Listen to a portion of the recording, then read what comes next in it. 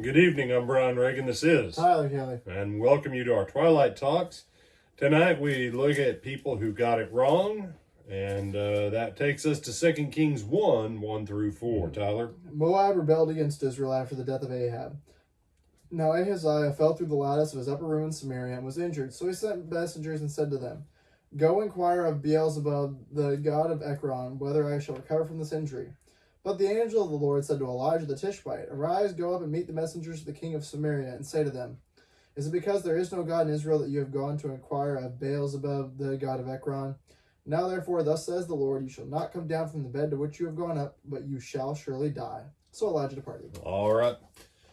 So,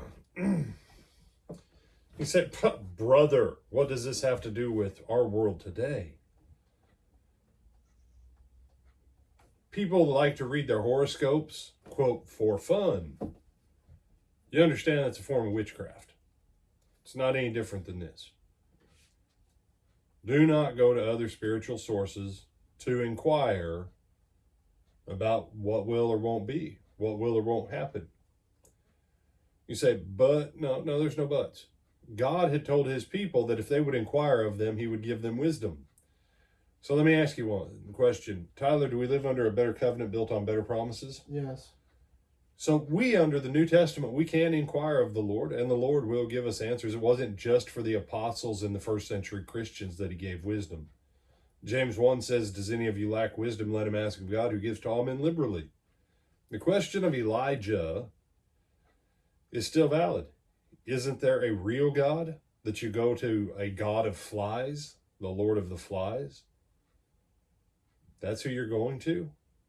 You're the king of Israel, the prince of God. That's, you've struggled and you've overcome. You're a prince with God. That's what Israel means. You and I as Christians, if we want guidance, if we want wisdom, A, first of all, double check if the word's already spoken to that topic. And then B, seek it. Ask and you shall receive. James 4, you have not because you ask not. Ask not. That's why James 1 opens up and says, if any of you lacks wisdom, let him ask. But it's not just wisdom. We have a God. We should probably use him.